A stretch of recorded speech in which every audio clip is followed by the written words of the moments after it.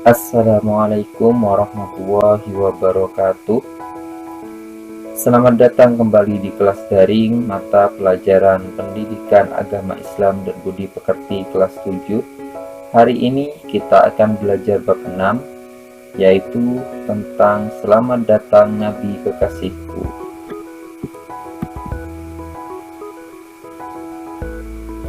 Nabi Muhammad SAW lahir pada hari Senin 12 Rabiul Awal bertepatan dengan tanggal 20 April 570 Masehi.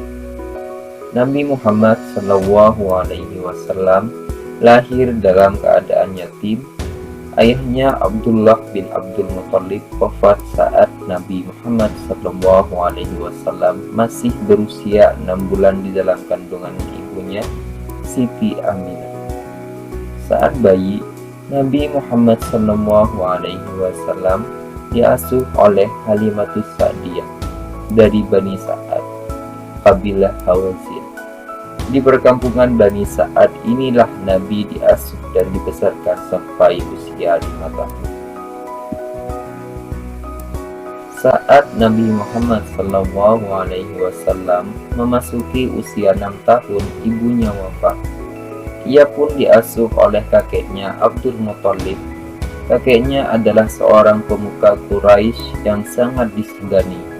Nabi Muhammad SAW mendapatkan kasih sayang dan perhatian yang sangat besar dari sang kakek. Sayang, hanya 2 tahun Nabi diasuh kakeknya. Abdul Muthalib meninggal saat Nabi Muhammad SAW berusia 8 tahun.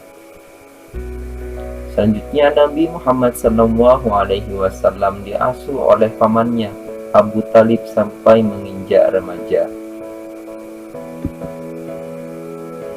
Sejak diasuh oleh pamannya, Nabi Muhammad SAW berkembang sebagai seorang anak yang mulia, menginjak masa remaja. Disitulah Nabi Muhammad SAW diperkenalkan oleh pamannya bagaimana cara menjalani hidup.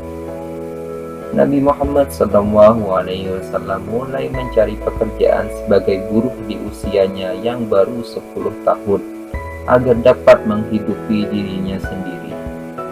Mulailah ia menjadi pengembala ternak milik orang lain di daerah gurun Mekah yang sangat panas.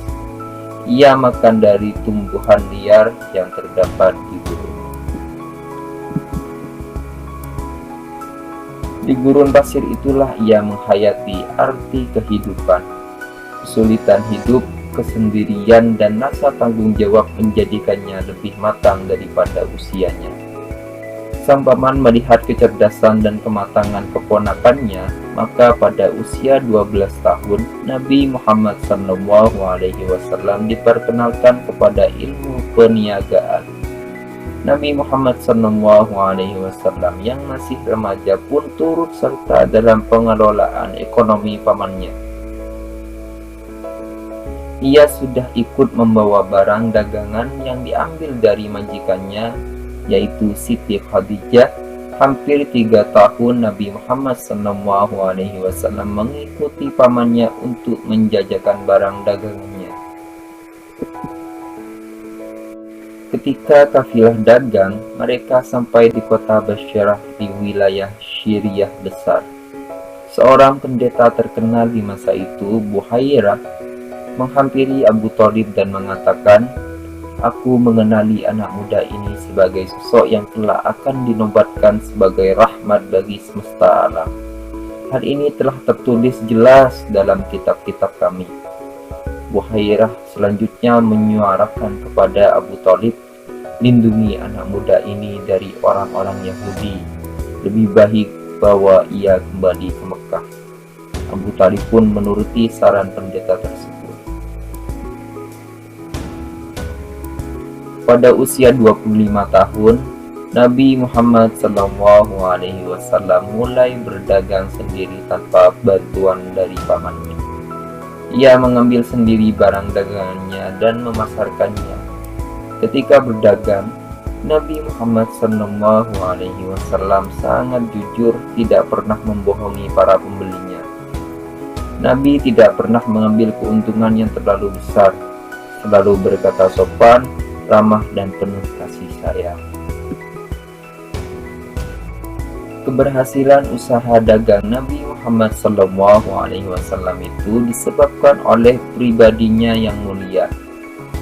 Di antaranya, pertama, berpendirian teguh; kedua, memiliki semangat kerja yang tinggi; ketiga, memiliki kejujuran yang luar biasa; keempat, menjunjung tinggi amanah atau kepercayaan yang diberikan orang lain; kelima, mampu menghadapi segala cobaan dan rintangan dalam perjalanan; enam, menyamakan pelayanan terhadap para pembeli; tujuh, memiliki sifat percaya diri; dan yang terakhir, menampilkan keramahan dan kesopanan serta kasih sayang kepada siapa saja.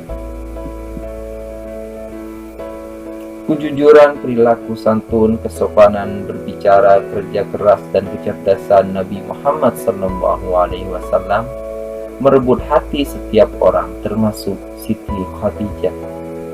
Pertama-tama, ia meminta Nabi Muhammad SAW untuk memasarkan barang dagangannya ke Syria. Hasilnya luar biasa. Itulah yang membuat Siti Khadijah tertarik dan akhirnya menikah dengan Nabi Muhammad SAW. Mereka dikaruniai 7 orang anak, yaitu Ibrahim, Qasim, Abdullah, Zainab, Ruqayyah, Ummi Kulsum, dan Fatimah. Ketika Nabi Muhammad SAW akan diangkat menjadi Rasul, Nabi Muhammad SAW merasakan keresahan atas perilaku yang dialami oleh masyarakat Arab yang sudah jauh dari nilai-nilai kebenaran. Kemudian Nabi Muhammad SAW melakukan uzlah atau mengasingkan diri di Gua Hira. Hal ini dilakukan oleh beliau berkali-kali. Maka tepat pada tanggal 17 Ramadan tahun ke-40 dari kelahirannya, Nabi didatangi Jibril dan menerima wahyu pertama, yaitu surat Al-Alaq ayat 1-5. Artinya, bacalah dengan menyebut nama Tuhanmu yang menciptakan. Dia telah menciptakan manusia dari segumpal darah. Bacalah, dan Tuhanmu lah yang maha mulia, yang mengajar manusia dengan perantaran kalam. Ia mengajar kepada manusia apa yang tidak diketahuinya. Wahyu pertama inilah yang menandakan bahwa Nabi Muhammad SAW dipilih dan diangkat Allah Subhanahu wa Ta'ala untuk menjadi utusannya atau Rasul.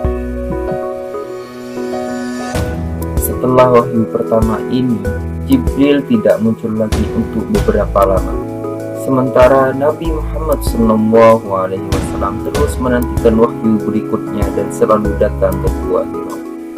Dalam keadaan menanti itulah turun wahyu kedua, yaitu surat Al-Mudaththir ayat 1-7, yang artinya, wahai orang yang berkemun, berselimut, bangunlah, lalu berilah peringatan, dan agungkanlah Tuhanmu, dan bersihkanlah pakaianmu, dan tinggalkanlah segala perbuatan yang keji, dan janganlah engkau Muhammad memberi dengan maksud memperoleh balasan yang lebih banyak, dan karena Tuhanmu bersabarlah.